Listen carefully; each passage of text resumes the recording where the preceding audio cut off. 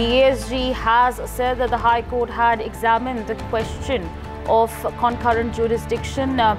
In fact, Advocate Singhvi has said that now my submissions in the jurisdiction of triple test, no special bar or provision. He also said that triple test is based on presumption of innocence. Ultimate object is to secure presence.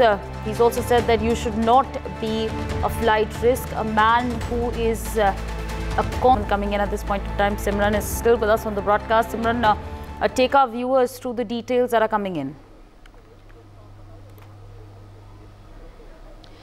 Azabri, it is very important to understand while the hearing is underway that Abhishek Manu Singhvi has made two important points. Firstly, I would like to detail about the first case where he has said that CBI has not arrested Delhi Chief Minister Arvind Kejriwal.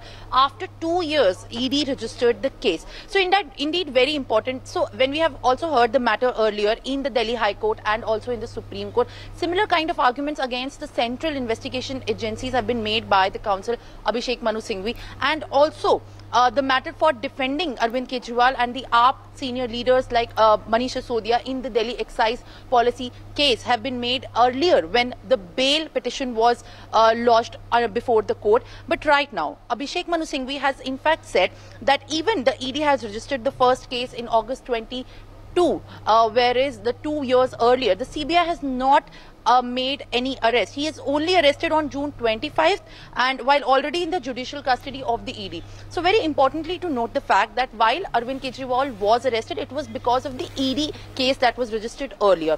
And during the 2-year period, the CBI had not even taken any single provision to arrest Arvind Kejriwal, and no significant development is also a big statement onto the co-accused Magunta Reddy's statement that have been made by the person in charge before the court against Chief Minister Arvind Kejriwal. And in fact, Mr. Singhvi has also further stated that the only justification given by the CBI for keeping him in the custody and under the entire interrogation process is that Kejriwal's alleged non-cooperation. This in fact has been highlighted much before, also many a times earlier, that his non-cooperation into the summons and also non-compliance by the CBI orders is in fact pertaining to him keeping in the custody for this matter.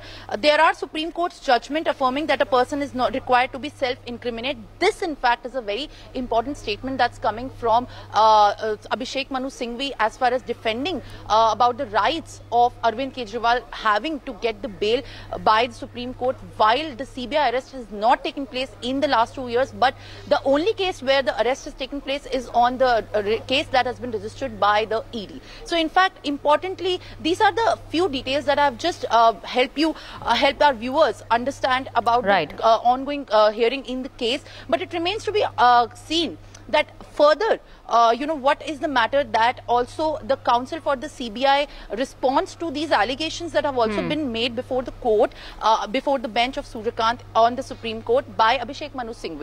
For more such videos, subscribe to the NewsX YouTube channel, hit the bell icon.